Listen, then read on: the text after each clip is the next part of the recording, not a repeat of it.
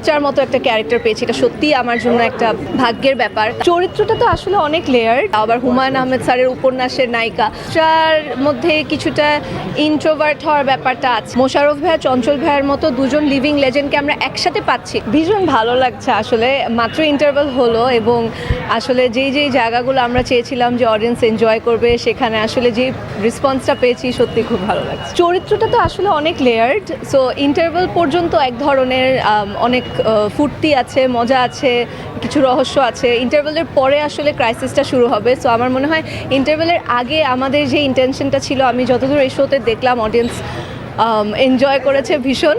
So এবার পালা দেখার যে ইন্টারভেলের পরে আমাদের যে ক্রাইসিসের ব্যাপারটা আছে সেটা দর্শক কীভাবে নেয়। এক্সাইটমেন্ট ছিল, একটা ডেফিনেটলি নার্ভাসনেস ছিল, কারণ তানিম ভাইয়া যখন আমাকে বললেন যে উনি হুমায়ুন আহমেদ স্যারের কিছুক্ষণ উপন্যাস অবলম্বনে একটা সিনেমা বানাতে চায় এবং সেখানে চিত্রা চরিত্রটা আমার জন্য উনি ভেবেছে। সো সেই রেসপন্সিবিলিটিটা অনেক মনে হয়েছে, কারণ বই যারা পড়েছে ওনারা একরকমভাবে এটাকে ইম্যাজিন করেছে চিত্রা ক্যারেক্টারটাকে।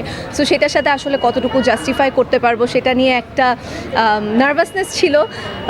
এখন তো একটা শো দেখলাম, অডিয়েন্সের সাথে ইন্টারঅ্যাক্ট করছি, পজিটিভ ফিডব্যাক পাচ্ছি, বাকিগুলো দেখলে আরও বুঝতে পারবো। আমরা ভীষণ পুরো টিম আসলে অনেক কষ্ট করে, অনেক মানে আমরা চেয়েছি যে একটা ভালো সিনেমা দর্শকদের উপহার দিতে, আশা করছি সেটা সম্ভব হয়েছে। এখন তো সিনেমার ক্যারেক্টারকে অবশ্যই বেছে নিতে হবে, কারণ চিত্রা ক্যারেক্টারটা আসলে দারুণ। আমার কাছে মনে হয় এটা আমি যেহেতু আমার দ্বিতীয় বাণিজ্যিক ছবিতে চিত্রার মতো একটা ক্যারেক্টার পেয়েছি, এটা সত্যিই আমার জন্য একটা ভাগ্যের ব্যাপার, তাও আবার হুমায়ুন আহমেদ স্যারের উপন্যাসের নায়িকা। সো এখন তো চিত্রার কথা বলতেই হয়।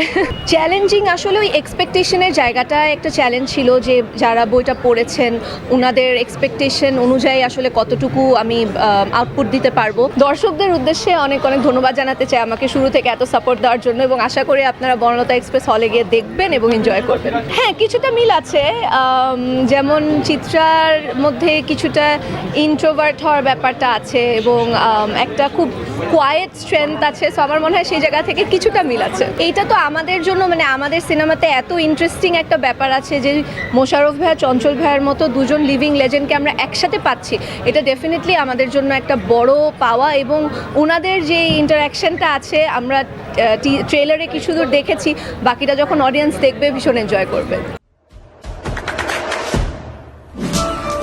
দেশে দেশে সবার সাথে দ্য নিউজ।